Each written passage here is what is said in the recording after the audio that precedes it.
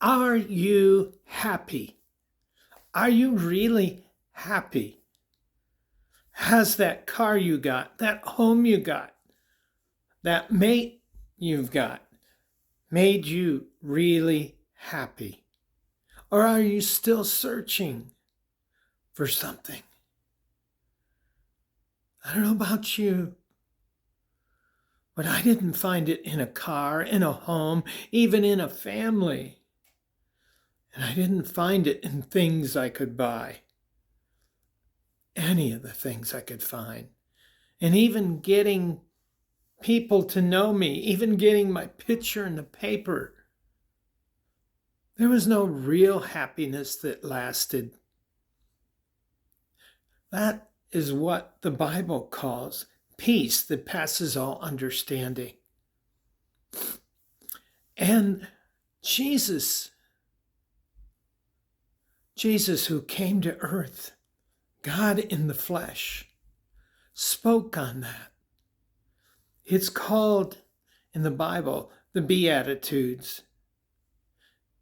And in Matthew chapter 5, he shares the Beatitudes. Modern interpretations of that word attitude is more than just an attitude. It is an attitude of happiness, feeling content and feeling happy. So I'm going to try to change the word as I read it. And I'm going to read Matthew chapter 5, verse 3 1 through 12. And we'll take our time. I don't think I'll even get through the whole thing today. But see what Jesus said that could make us happy. He said, blessed or happy are those who are poor in spirit, for theirs is the kingdom of heaven. Now, in spirit, he meant people who knew that they weren't all they could be. Spiritually, physically, emotionally, that there was more. And Jesus said, blessed are those who are poor in spirit. Happy are those poor in spirit. For theirs is the kingdom of heaven, called eternity, heaven. It is theirs because they are not just poor in spirit, but they are humble about where they are and who they are, and they work their way forward that way.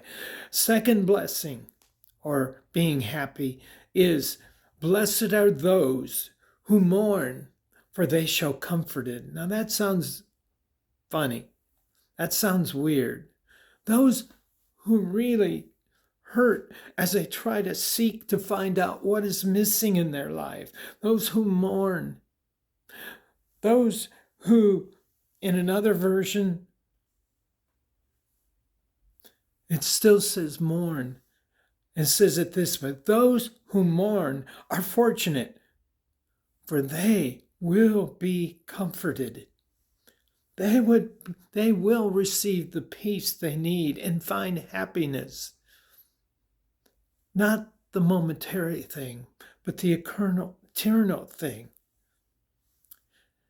And these attitudes, these sets of things, are all for us to become, to be humble in our spiritual, to mourn over others who hurt, to mourn over our own hurts, to mourn over the world and its disaster that it's in, to mourn over loss of people. The third one, and I think the last one I'm going to be able to share, is blessed are the gentle, happy are the gentle, for they shall inherit the earth. They shall be made rulers of the earth. They shall inherit it because God owns and has made everything. And he says they will be given that for their gentleness. A gentleness is not a spirit that wants to get it even. It's not a thing where you want to fix other people for what they did to you. Getting even. It's a spirit of kindness, of repaying wrong, even for good at times. I know that's very hard. That's not easy. But those people shall inherit the earth, it says. They shall become leaders. They shall be the ones who lead. Those that are gentle. Now, being gentle, you know what that means in the sense of being kind to others and considerate, caring for others that are in need, and not just your family members, but others that are hurting. That's part of it. That's part of being gentle. Your speech is not such that it will irritate or upset people, but it was such that will calm and relax them. Hopefully not put them to sleep, but calm them and relax them, that they may find the happiness and the peace that Jesus is talking about here. Now, he was speaking to his disciples. And as he spoke to his disciples, these were people that believed that he was the teacher, that he was what was called in the Jewish religion, the Messiah, the anointed one, the one who was appointed to come to earth to show us the way. And then not only that, but die for all the things we did wrong so we would be accepted into the kingdom of heaven. Now, so he was talking to believers. All that is what I mean to say.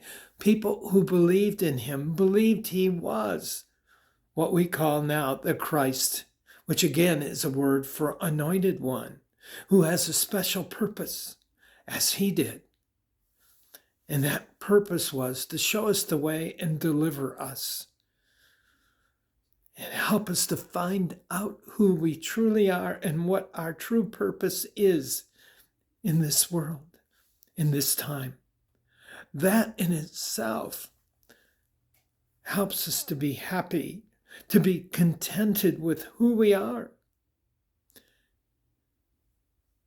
and to find real happiness and peace, the comfort of being and being protected and loved by the one who created us.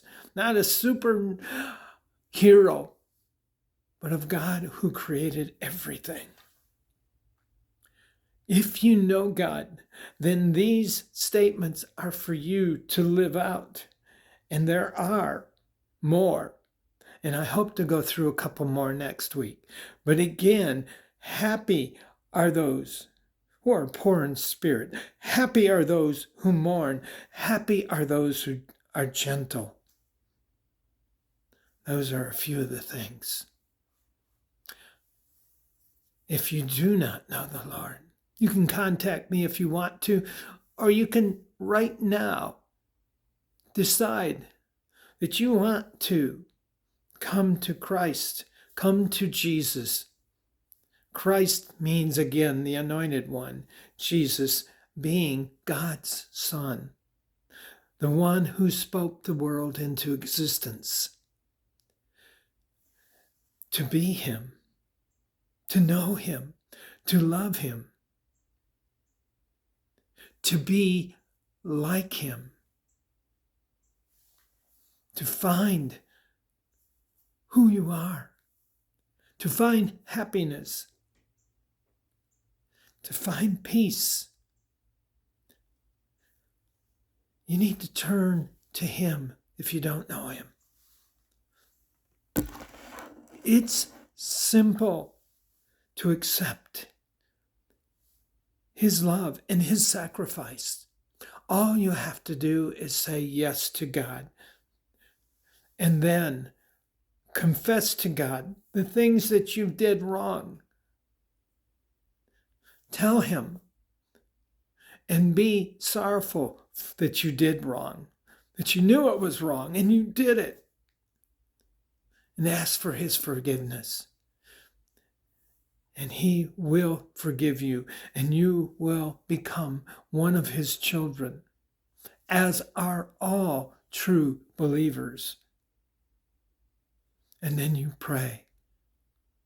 You thank him for his love. Then you find the peace, the joy, and the happiness that you've been searching for. You find your reason for being. You find what created you, who created you, our God. This message is to help you to find peace, find happiness. And I'm going to continue with it next week and see how far we get through on the Beatitudes or the Be Happy. So, it again is in Matthew chapter 5, in the book of Matthew. It's divided up into chapter, and then they even count the verses, and it's verse 1 through 12.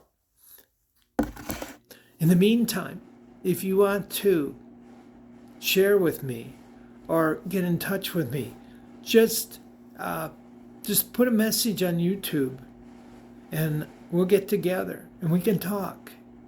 If you received Christ, I'd love to know.